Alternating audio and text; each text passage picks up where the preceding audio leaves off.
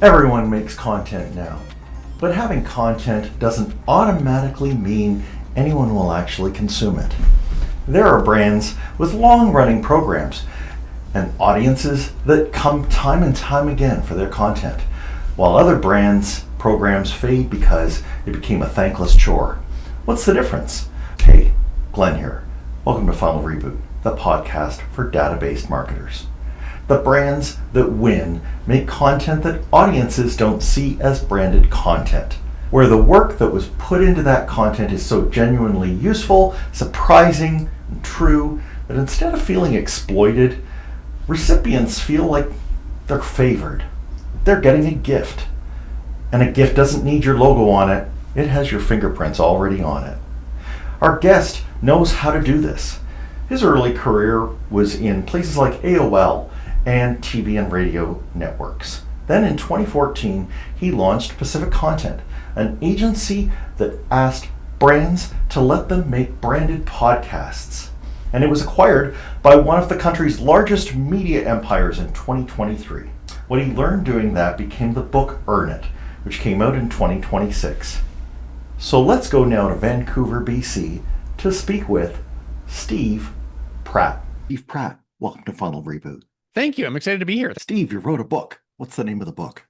The book is called Earn It, Unconventional Strategies for Brave Marketers. And you say that there are a lot of marketers out there who maybe they started off as brave, but they have been brought up in a mode of thinking that they need to run ads and that they need to buy attention. And you point out media companies who get tons of attention but don't do ads in the typical way that we think of them. How do you think marketers are supposed to do this if they're not going to run ads? If you start with what does a marketer need first and foremost, it is attention. And I think we live in a time where attention might be the most valuable resource in the world for marketers right now. It's never been harder to get because there are so many people and companies and messages trying to get our attention. I think every single day, we probably set a new record for how many things are trying to get your attention as a consumer. And the thing that's interesting about it to me is our attention is finite, so it doesn't grow, right? Like there's just like a flat line for like, this is how much attention you have every day, and it doesn't change. Outside of, a pill that makes us not sleep. Yeah. You can't get any more. But there's more and more stuff competing for it. And so I think as consumers, we are getting pickier and pickier around what we give our time and attention to. And the stuff that I see is a lot of marketers getting more and more aggressive, trying to buy it or steal it or interrupt it or capture it or all these things that kind of feel aggressive. I don't think that works anymore because people have tools to protect themselves. They're putting up a fort around themselves to shield themselves, or they've got ad blockers and VPNs, and they're paying for subscription services to bypass ads. Like, we live in a world where you don't have to spend time with things that you don't want to anymore. And I think you and I are of a certain generation where we grew up. Media was part of a thing where it's like, it's just part of the deal. Yeah. You have to watch ads if you want to get the free show on TV or on radio or wherever. That doesn't exist anymore, but I don't think the full marketing world has moved in acknowledging that the power is more with the consumer than it is with the marketer today. I'll grant you that. And the other thing you pointed out rightly was that ads are meant to catalyze action, but that actually has a cost that is nowhere on your balance sheet. And that is the cost of annoying the person.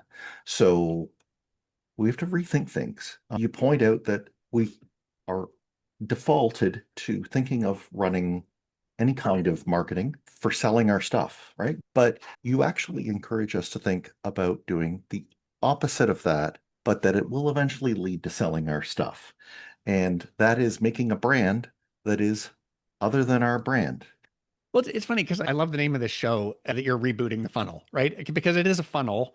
And I think the top of the funnel is where my favorite place is. And I know that there are going to be some listeners who are like, oh, I hate the top of the funnel. But I feel like the top of the funnel is where you have that first contact with people, where they get the impression of, do I want to spend any time with this company or this brand at all? And if you think about it like the host of a party, you can probably think of different party hosts. And some of them are very, very generous and are there and making sure everybody's having a great time and asking questions and have a great spread out for everybody. And some party hosts are like the whole party is about them and they want to talk about themselves all the time and be the center of attention. And it's less of a fun party. And I think too much marketing exists in the second camp. And the opportunity is to say, like, for a first impression, how generous can you be in making a fantastic experience that people are going to be pleasantly surprised that you are not trying to sell them something right out of the gate, or that you've not placed pixels all over the experience and tracking them all over the internet for the next year? Uh, what is the most generous thing that you can do where people are going to be like, if word of mouth is the best marketing, you have to make something that is word of mouth worthy, which means Right. that you kind of have to set a fairly high bar for yourself and like interrupting people and again tracking them all across the internet, not the good word of mouth worthy. Yeah. The opportunity is fairly obvious. Think about how you can create value for your audience first that is strategically designed to create the business result you are looking for if you do a good job with it. So for any who are fence sitting right now, you use the word party. Love that because there are different personalities to parties. They kind of get their own vibe, and you will have somebody say, "Oh, I went to this party last month. There's another one coming up this month. You can't miss this party." And the party itself, like for any that are worried that their own brand that they eventually have to sell isn't there, your answer is don't worry about it because your personality is going to bring that through. They're going to know who it's from. They're going to know who put the party on. And what do we get at parties? Gifts. And you describe the thing that you are giving them as a gift. Why do you call it that? It's a gift that only you can give them.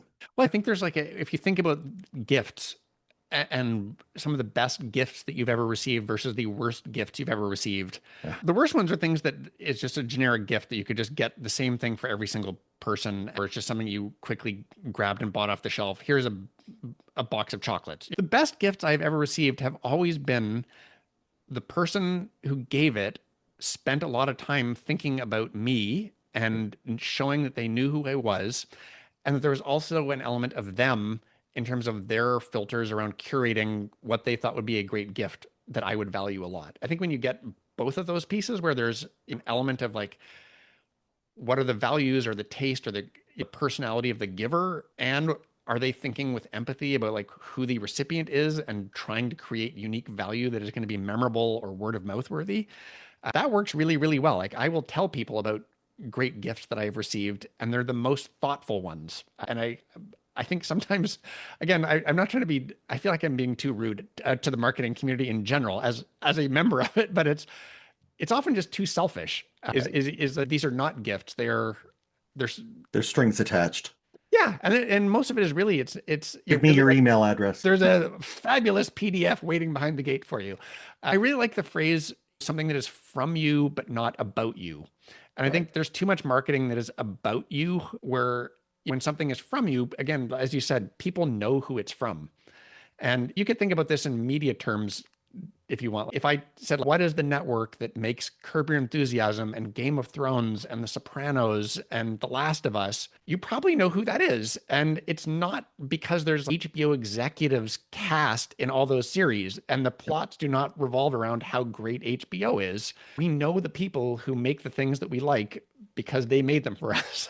And Yeah. the same goes with the kind of the top of funnel marketing is you don't have to have your brand all over it. You can show them by creating a gift that can only come from you that shares some of the experience or the education or the things that you're interested in or pulls in the people from the outside world that are experts in the things that you care about and create something that the recipients are going to be like, this is one of my favorite shows or newsletters or Instagram accounts or whatever it is. Your goal is to make people want to spend more time with you. And I think if that's like the only thing you care about is like, how do we get the right people to want to spend more time with us in a way that they understand who we are and what we care about and what we're experts in? I think you win.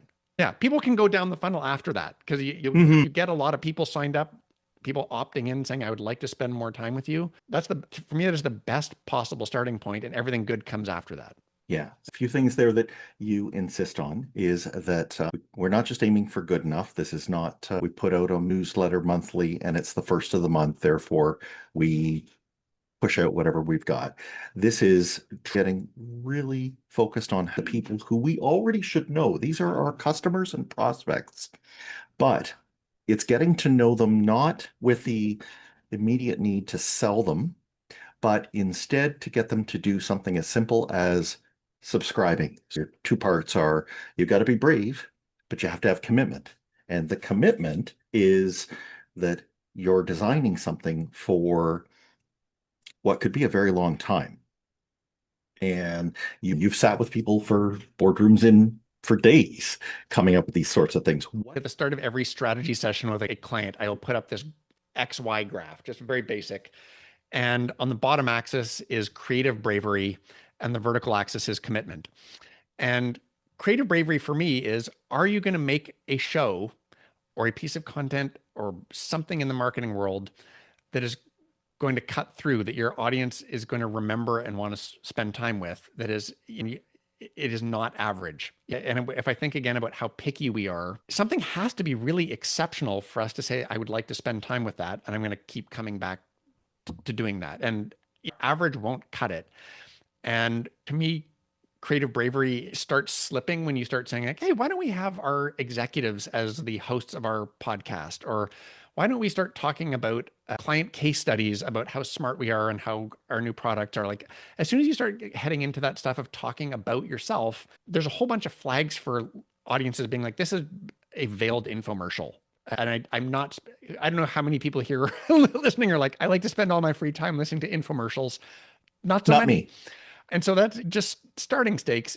Don't make an infomercial, make a real show on whatever platform or distribution method you want, but make something that is worth spending time with. And a couple questions you could ask yourself as you're designing your offer, your gift for people. Would I tell other people about this if I didn't work here? Is it so good that if I was an audience member, I would tell other people about it? And it gets you to kind of take off your work hat a little bit, because that's what the audience is. They don't work for your company. That's the question they're going to be asking themselves. And it needs to be that good. If at the end of spending time with your gift, your piece of content, if I could go back in a time machine to the start of that decision, should I spend my time on this or not? Would I make the same decision? Was this time well spent? And if you can answer yes to those two questions, I think you've made something that is creatively brave. And I think that's the starting point. The second one is on the commitment side. Are we going to tell all the right people that we've made a fantastic gift for them? Because there's a lot of, this sounds weird, but like your marketing needs marketing. And Right. people don't really think about that. Sometimes they think we've made this thing and we're just going to put it out and people will find it. And it's like that, the field of dreams thing. If They're not. it's a very crowded space, I think there's no harm in telling people that you have created a gift for them, because you're not selling them anything. You're offering them a gift. And so whether you look at all the different assets that you have, and honestly, brands have a lot of the time, like some really, really fabulous distribution channels that they don't think about all the time. So it could be your own email list. It could be your employees. It could be your social accounts. It could be partners and customers that have accounts. If you create something that is really valuable, you can actually get it out to a lot of people very quickly in a way that most creators, most media companies often don't have reached the size of those sorts of things. And they're probably exactly the right people that you want to reach to start for. So if you've made something and you can get it in the hands of people and it's word of mouth worthy, that is the kind of the commitment side of things. If you have high commitment and high bravery, you win. If you have low commitment and you tell a whole bunch of people about it, you're telling a whole bunch of people about something that they don't like. It's not going to go very well. Suppose that the smart marketers listening to this are able to niche down to exactly who they should be talking to, and that they know a lot about that persona. And they have even canvassed the media landscape and found that they're underserved. You mentioned a media company earlier. So, yeah, there are things we could do that maybe outstrip them, but we should at the very least be matching what media companies do. They understand how to tell a story and how to make it well told. They have different departments, even if we think about journalism and media entities, where they too have editorial plus promotion. They put the effort into spreading that word. They will do teasers of their upcoming content. They will figure out how to make feedback loops so that you get people who liked this also like that, and they understand production. I had a podcast company for a number of years called Pacific Content, and we worked with a lot of different companies to help them build creatively brave podcasts and then market those and build audiences for themselves. So I got to see, like, honestly, it was over the course of working in the company, it was just like this masterclass in going inside a whole bunch of really fascinating, interesting, smart brands and seeing the weird superpowers that they had in their own back pockets. Some of them were very aware of them, and some of them were kind of like, oh, we hadn't even thought of using that to be able to tell people about something. So I can give you a couple quick examples. We made a show called IRL with Firefox, which is the Mozilla Foundation. And it was basically kind of this idea around educating people around ways to think about the internet, that you wouldn't do a whole bunch of these things in the real world, and yet we do them all online. You should pay more attention to some of the things that you do online so that you're not being tracked and followed around the internet all the time by marketers. But the front page of Firefox, they used to have this piece of real estate right below the search bar called a snippet. And when the show came out, they put a little thing saying like, hey, we have a new podcast called IRL. Here's the first episode, or here's what this is about. It just converted like crazy. Like it was like, wow. So many people go to the front page of Firefox every day, and those people are baked in, like they've chosen Mozilla and Firefox. They have certain values. They're just a perfect fit. Massive podcast. And not too intrusive. And it's not selling anything other than a fantastic show about something that you're probably interested in based on where you are right now. We did a show with Dell Technologies, who had just merged with, like, Dell had just merged with EMC and VMware and a whole bunch of other companies to kind of form Dell Technologies. And their business outcome, like the job they were kind of hiring the podcast to do, was to change the awareness of what this combined set of companies stood for, and move away from the idea that like Dell was a laptop server desktop company, and more really integrated set of companies that really understood digital transformation and could help you prevent yourself from being disrupted in a way in the digital era. And it was fascinating because we worked, like, they're just an amazing team of marketers, and they knew who the audience they wanted to reach was. They knew it was senior IT business decision makers and C-suite executives, which is a very hard group to reach. And they had done research on this group. Again, know your audience. And they found out this group was like, I don't want listicles. I don't want tips and tricks.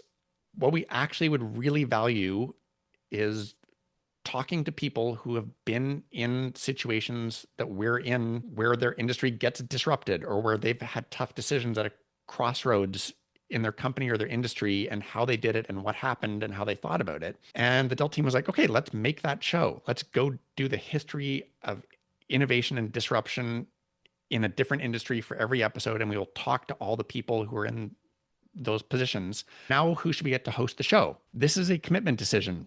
Who are you going to get to host the show? Like, they could have had Michael Dell, the CEO and founder of Dell, very well-known person, very well connected. They recognized that might be a barrier to getting people to listen, because even though he's a fabulous guy and a great host, having your CEO host a podcast might make it seem like an infomercial and might be a barrier to have people listen.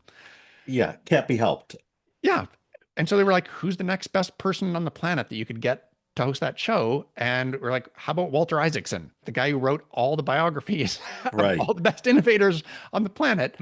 And so we're like, okay, well, let's reach out and try and see if he's interested in doing Last, and yeah. And I literally Googled the phone number for the Aspen Institute, where Walter was running it at the time, and asked to speak to Walter Isaacson, and got through, and he ended up hosting the podcast. Amazing. And it turned into a thing where it was like, it was a real show. It was a real, like, from Dell, not about Dell. Right. And I think the key piece about this is when you think about, again, kind of brand presence in a show, there was no logo on the artwork. It was not called the Dell Disruption Podcast. It was called Trailblazers with Walter Isaacson. And the only mention of Dell in the entire podcast was like maybe a couple minutes into the show. Walter would say, you're listening to Trailblazers, an original podcast from Dell Technologies. And that was it. We had a research company go and have two different samples of exposure and control group, and one single exposure to one episode. This group of C-suite executives and senior IT business decision makers knew it was from Dell, appreciated the fact that Dell did it for them, like they liked Dell more as a result of creating the show, and they associated Dell with expertise in digital transformation from listening to the show. And because it was a real show, Walter ended up getting invited to go on CBS This Morning, To and they talk did about the talk show. about the show because it was a great show. And he spent 7 minutes on CBS This Morning, and this show from Dell became the number one business podcast in America in iTunes That's after the earned CBS media thing. to die for. Yeah. And so to me, that's great marketing. That's the stuff where you're like, that It's is, marketing hiding in plain sight. yeah. And they end up with a very large audience that grew like 100% had the core target audience, but so many other people started listening to the show as well. I think Walter even, he's a professor at Tulane, and it ended up on like curriculum in a MBA program. So yeah, if you make something great that is valuable for the audience you're trying to put it out there for, and you use all the hidden strengths that you may not know you have as a brand, you can build up a very large audience fairly quickly, and you get lots and lots and lots of time and attention that you can't get from spamming people at high numbers. And for any listening who have been nervous and buying into what you're saying, but thinking, I have a bean counter of a C-suite, they want measurement. You've presented it. You have not only said that we can do things like those brand lift studies, you mentioned completion rate reports. We can find how much our audience is either coming once and sampling, or if they're returning. This is even available on platforms as detached as podcast syndication. You can still get this data. Of course, you can also get it on social media channels, but that's all in service of, to use your words, the job that this thing is doing. So I want people to make no mistake. When you use words like it's great or it's a gift, these aren't squishy terms. They have to You have deliver actually results. pointed to Yeah. hard business outcomes these deliver. I think the interesting thing is when we talk about this idea of doing the opposite, I think that comes to measurement also, because Okay. there's a real priority for reach and just volume and short-term conversion in marketing. I totally Yep. get it. There's reality around how human beings work. And I've seen so much pressure on short-term results that don't deliver the results, and people are disappointed over and over and over again. We live in a shortcut, short-term culture that is looking for silver bullets. But I always encourage people to think like really what matters in all this. Think about yourself as a consumer and think about yourself as an audience member, and how like whether you spend time in a heartbeat making most of your buying decisions or give lots and lots of time to things that are again infomercials, or whether you actually take time to build stuff up and build trust the same way you build a relationship. You get to know somebody, you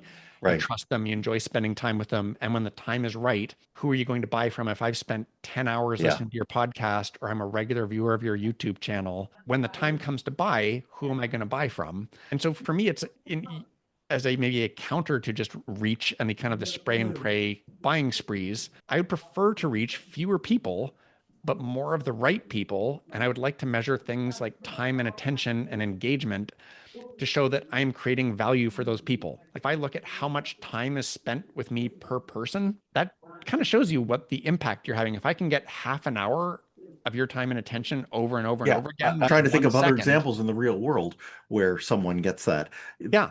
But I feel like that's a hard message to hear. Like, I subtitle the book is Unconventional Strategies for Brave Marketers. It was almost unpopular strategies because so much of these things are like hard truths, right? Like it's like there are no shortcuts, Nope. and you need to be patient, and you need to be consistent, and you have to make great stuff. It will come. Now, you brushed against something you're going to be asked, particularly by budget folks. Can this thing pay for itself? And you tell us to resist temptation. So one format is just over. It's for content to have pre-roll and mid-roll ads. So you're telling us it's really not a good idea to do that interruption. It infects us because we think, well, if I pump out twice as many episodes, that's twice as much inventory, which they can put their pre-roll against, and I will get twice as much money. You're facing the prospect of maybe making more shows than you could output and maintain quality. right? There's always a trade-off between volume and quality. And if we go back to the very start around like everyone is getting pickier and pickier, people don't want average, right? I just feel like I'm always a fan of fewer things better. The algorithms want us to put out more and more stuff. On the audience side, we only have so much time and attention. I don't want more. Like I'm exhausted by more. I love The White Lotus. And I will wait multiple years for a new season that is only 6 or 8 episodes long because it's so good and special.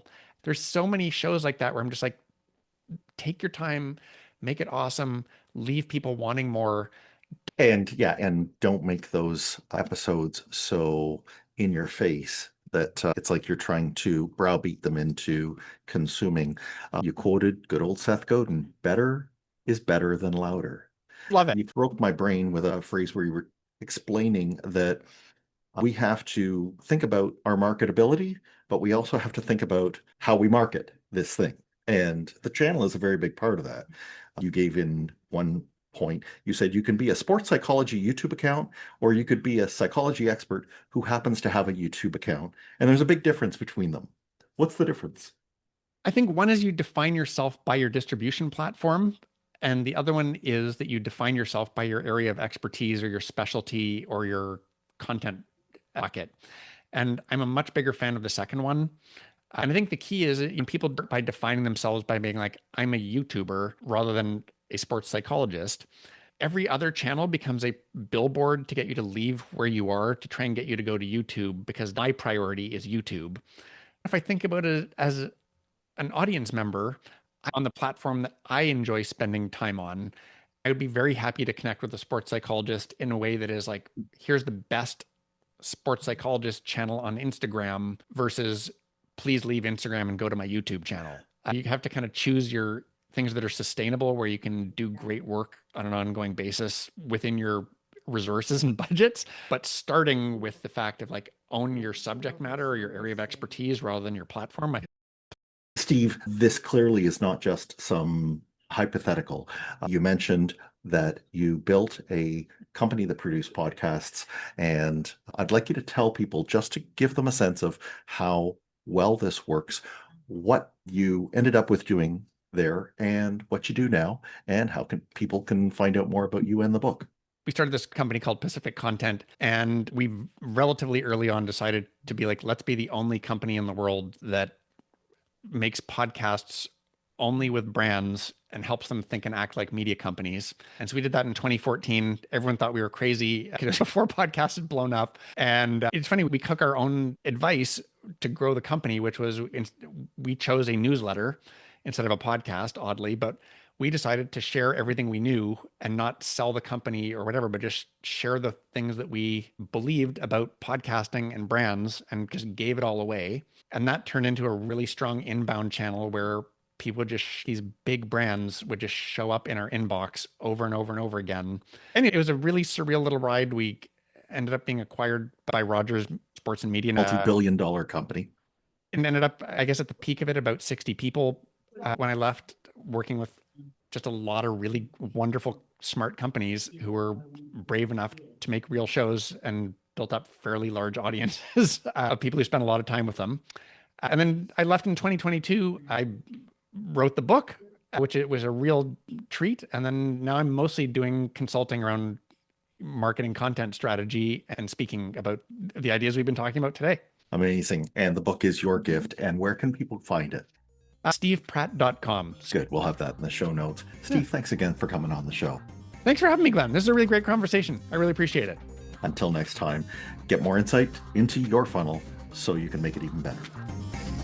Thanks for listening. Follow the show on Twitter @Funnel Reboot. If you like what you have heard today, please consider leaving a review wherever you get your podcasts.